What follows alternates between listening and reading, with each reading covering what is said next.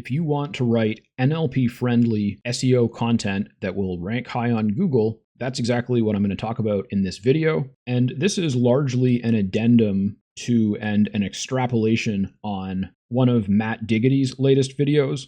If you're not familiar with Matt Diggity, he's one of my SEO teachers. His course, The Affiliate Lab, is one of the best SEO courses I've ever taken. And it doesn't have an affiliate program, so I don't have a link for that or anything, but you can look up The Affiliate Lab, and I definitely recommend checking out this video on his YouTube channel. It's called Matt Diggity. If you're watching this on YouTube, I'll link to the video in the description. And if you're on Facebook, you probably already know where his YouTube channel is. So just check out this video. It should be one of the most recent ones. And in this video, Matt does a great job of breaking down how to write NLP-friendly content, which is basically content that both humans and search engines can understand easily. And he also provides some AI writing prompts to help you write content that is going to be NLP-friendly so that it can create really good SEO results. And this video kind of took me by surprise. I had a fairly high level of writing training and a lot of different writing experience. And part of that means that I typically write in exactly the way that Matt is saying to write in this video. And the reason that I learned to write that way is because that's really how humans understand written content the best. And the reason why it's now called NLP-friendly writing is because now the search engines also prefer content that's written this way. And so if you visit this video of Matt's, he has these examples, and in the description you can find links to this document, which contains his ChatGPT prompt for creating NLP-friendly content, and also another prompt for humanizing the content, which is something else that he talks about in the video. And so you can just go to File and make a copy it to your Google Drive, or download it in whatever format you want if you prefer that. And I just made my own copy of it, and I changed the fonts a little bit so that it's easier to read. And these are really good prompts. I do think that I can improve them a little bit, and so I'll write my own version of this prompt, and I'll include it in my list of ChatGPT marketing prompts along with the attribution to where I got the inspiration from. And if you want to copy my list of ChatGPT marketing prompts, I'll put the link to that in the YouTube description as well. And now the focus of this video is going to be to expand a little bit on different aspects of writing, such as writing in active voice, which is what we see here. And so in some cases, I'll be expanding on what Matt said in this video. And in other cases, I'll be covering other writing techniques, which Matt doesn't mention in this video, but which I suspect are also NLP friendly. And the reason that this video of Matt's made so much sense to me is because I'm trained to write this way. And when I first got into SEO and marketing, which was almost 6 years ago now, the first 2 high-paying clients that I got were mostly paying me to write SEO content for them. And I ranked some things very well for competitive keywords against much more trusted domains. For example, one of my clients was a marketing agency, and it was fairly new, so their domain was fairly new. They didn't have a ton of links, and the article I wrote for them ranked in the United States and Canada for SEO pricing, which is a pretty valuable keyword for a marketing agency, and we actually outranked Ubersuggest and Ahrefs with that one. I don't think that it's still outranking them. I haven't worked with that company in a while, but that's just one example. I've also outranked some very highly authoritative websites with my own blog, which has a decent domain authority and backlink profile, but it's really nothing to brag about. One of the things you may not realize about writing in active voice is that it doesn't just make your sentences shorter, it actually makes them easier to understand without having to read them twice. So to analyze what we're looking at on the screen here a little bit, with Matt's example, he has NLP friendly is cooling pads are effective for reducing laptop overheating.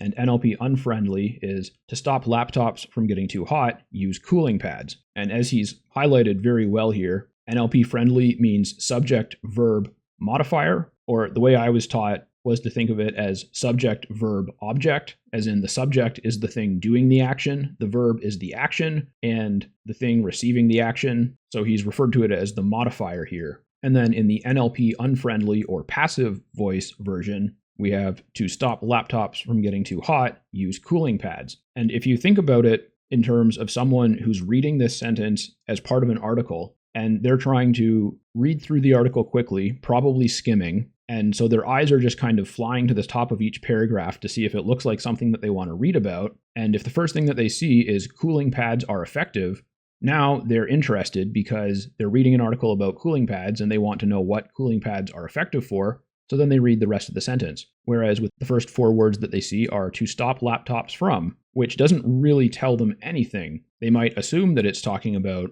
getting too hot, and of course they'll learn that when they get to those words. But the NLP-friendly version puts the most important information, which is the subject, first, so that the reader can process the information in the correct order and come to understand it easily. And this is also true in fiction writing, because very often in fiction, you're trying to build a mental image of something, which can also happen in content writing. And when you have the most important part of a mental picture followed by the rest, it's much easier to form a mental image based on if you're getting less important details first and then learning what the subject is. And in this example, Matt has a sentence that's in active voice both times, but in this one it says banana bread can be made healthier, and in this one it says make banana bread less unhealthy, which is of course a double negative. And that's another example of something that both search engines and humans are going to find easier to read. Now, I had ChatGPT help me draft some other writing techniques and mistakes that often make content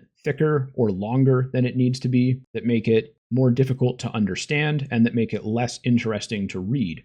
And it did a pretty good job of this. So phony intensifiers are words like really, very, totally, or absolutely. They often add nothing, or as ChatGPT calls it, unnecessary fluff, without actually enhancing the content at all. Now, depending on the voice you're writing in, it's not impossible for them to enhance the content, but as a general rule of thumb, they're best avoided unless you're using them for a specific reason. And you can fix phony intensifiers by just removing them or by replacing them with an actual strong description. For example, very tired can be changed to exhausted. Those effectively mean the same thing, but exhausted is a much clearer and stronger word. Then we have filler words, which are things like just, actually, basically, kind of. And some people write like this because we do speak like this very often, especially in more casual situations. But for a reader, they're really just more words that make sentences longer than they need to be and make paragraphs thicker than they need to be. So it's really good to just remove them entirely. Adverbs are another good one to avoid.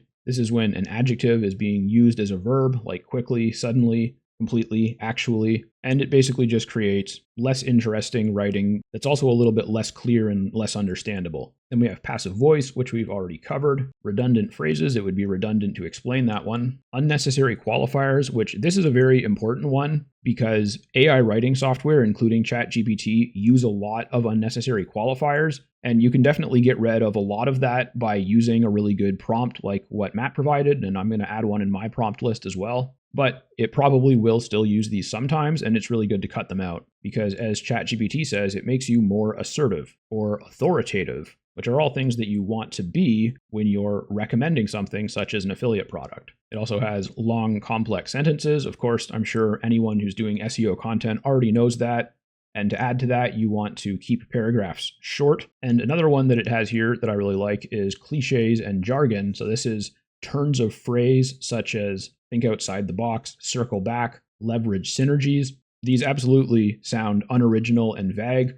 It is another thing that AI writing tools will do sometimes if you're not prompting them away from it, and then sometimes they will anyways. So it's something that you do need to watch out for, whether you're a writer or an editor or content manager or whatever your position may be. And there are more that we could go over, but I think that's a pretty good overview of some of the most important ones of being aware of when you're working with AI software, or if you're editing someone else's writing, or if you're a writer yourself. These are just things that you really want to be aware of. And don't be shy about using something like Grammarly Premium, which is pretty much designed to help you find these problems and fix them. I used Grammarly Premium for a while. It was really handy. It made it really easy to go through and do a lot of editing. I don't currently use it. And another tool that was pretty good for that kind of thing is the Hemingway app. I haven't used that one in a while, but I really liked it back when I did use it. And that's going to be it for this video. Remember to check out this video from Matt Diggity, which if it's on YouTube, I'll link in the description. Subscribe to Matt Diggity's channel if you want a really awesome SEO course. I do recommend the Affiliate Lab,